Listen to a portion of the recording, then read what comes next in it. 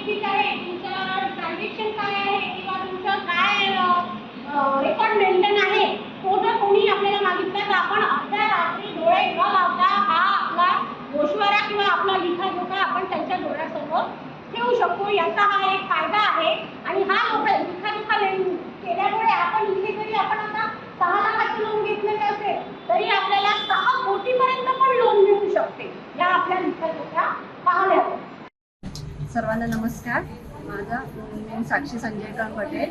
मी कोकणरत्न प्रभाग संघ मिरजोळे याच्यासाठी प्रभाग संघ व्यवस्थापक म्हणून कार्यरत आहे.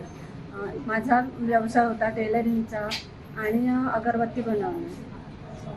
मराठा चेंबर्स मार्फत जे आता आम्हाला आज प्रशिक्षण दिलं ते खूपच सुंदर होतं. म्हणजे आम्हाला भविष्यामध्ये कसं व्यवसायाचं नियोजन करायचं किंवा कसं व्यवसाय करायचा त्याची म्हणजे त्यातून आपल्याला उत्पन्न कसं नफा कसा काढायचा याच्यासाठी खूप उपयुक्त आहे. आणि त्यांनी सर्व स्टाफने सुंदर प्रकारे आम्हाला प्रशिक्षण दिलं, त्याबद्दल आम्ही त्यांचे धन्यवाद देतो.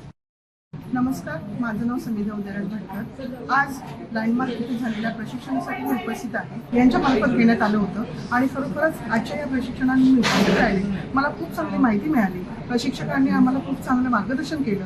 जसं बघायला गेलं तर आमच्याकडनं काही तक्ते करून घेतले, डेमो सांगितला. इतर विषयांमध्ये आम्हाला डे बुक्स कसं लिहायचं ते शिकवलं.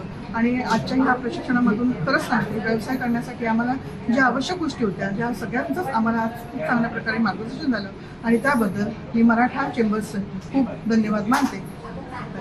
ತಾಲೂಕು ಧಾರವಾಡ ಜಿಲ್ಲಾ ಧಾರವಾಡ ನಾವು ಧಾರವಾಡದಿಂದ ಬಂದೀವಿ. ಇಲ್ಲಿ ಏನಂತ ಬಂದೀವಿ ಅಂತ ಗೊತ್ತಿರಲಿಲ್ಲ. ಒಂದು ದಿನದ ತರಬೇತಿ ಅಂತ ಬಂದ್ವಿ.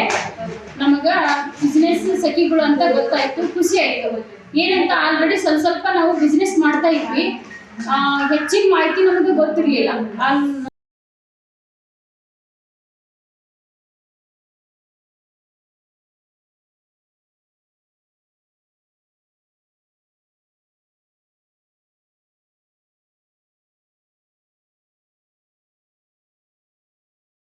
मार्गदर्शक आहे पण सरांनी खूप मार्गदर्शन चांगलं केलंय.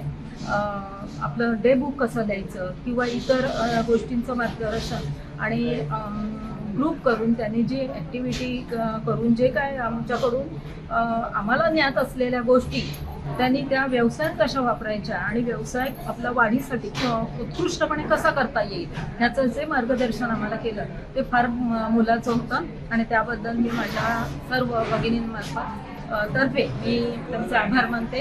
आणि सरांनी व्यवसाय कसा करायचा, काय करायचा, पॅकिंग कशी करायची, कच्चा माल कसा घ्यायचा आणि कसा याला तयार करायचा किंवा विक्री कशी करायची याची आम्हाला त्यांनी सगळी माहिती दिली.